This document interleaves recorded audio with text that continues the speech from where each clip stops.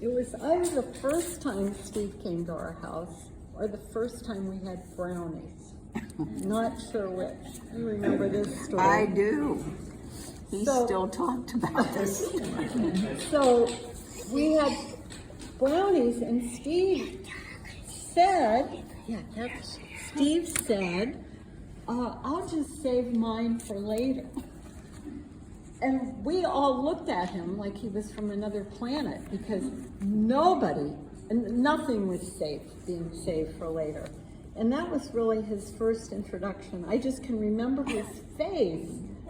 And I think we all were, our worldview was expanded, but there were places where people actually waited to have brownies.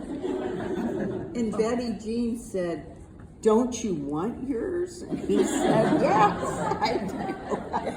We just didn't understand it. And that was the first and only time he ever saved dessert for last?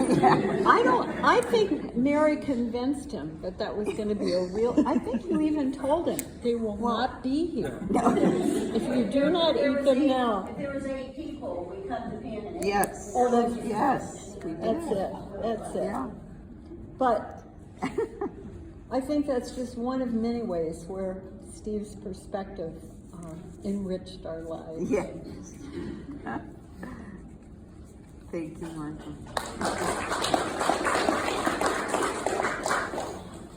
I'll follow up on that because we all know that Steve liked to eat, right? You know, he liked his meals, right? About a year ago, I'm at home. Gail's at work. I'm by myself. I'm just hanging out as my day off. I get a knock on the door, and there's Steve at the door.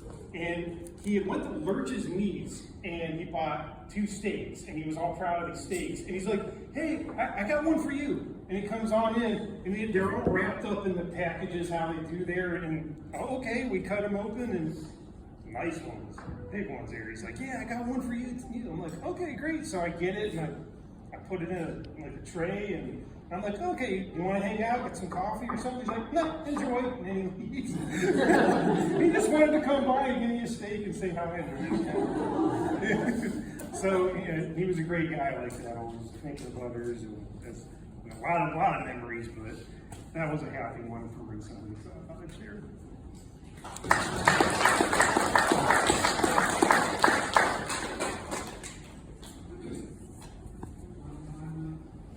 I always thought of Steve as being an explorer because he would go out and he would find the places for us to eat breakfast, 5-star restaurants. Maybe 4-star, maybe 3-star. Well, he'd find his places where, like the Blue Plate Special, they washed the dishes. So it was a good experience. One of his favorite places was Jimbo's there in Hocking County and so on. We went there several times. I know it's a special place, particularly the ladies might have some comments on the bathrooms there. Yes. But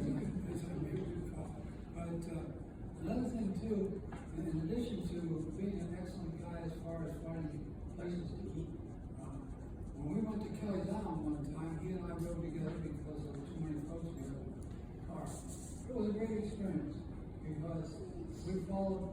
He really let loose on where he worked, what he did, all those things that he was doing in his life and so on.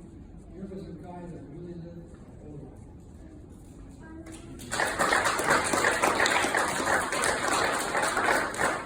I'll go back even further than Jimbo.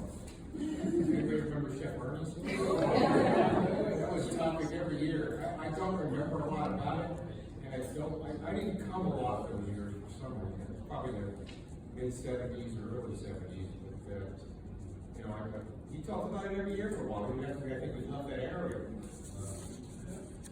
As far as memories, I think furthest back I remember is on the plains. We used to go there. I don't know if we went there the day after the reunion or around. I don't know either. But I always remember the old barn, and when we go up that hill, they had a lot of rocks on it. Hiking on the top of the hill. Yep. It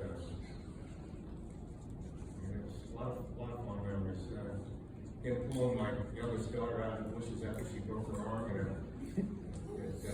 Dylan, I think it was Dylan Park, which we never went back to it. No.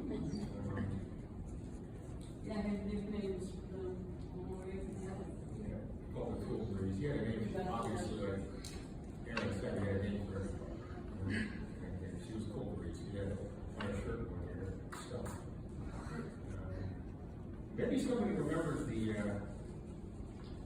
Henderson Lake thing where they went across the lake for beer one night. I don't remember that story completely, but.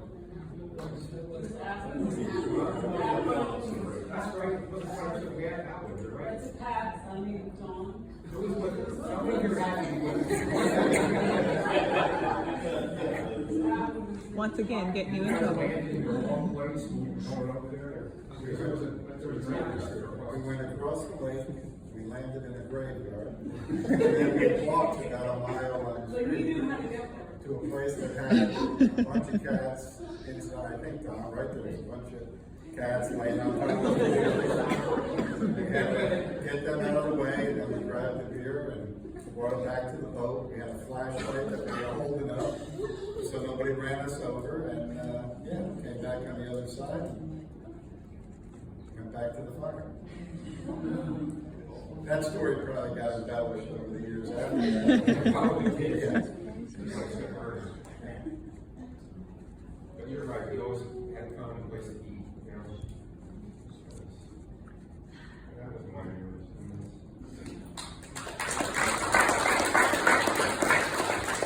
If there's always me, I got a lot of stories I can tell. I'm not telling none of them. No one would say, why do you do that? I'm gonna miss it.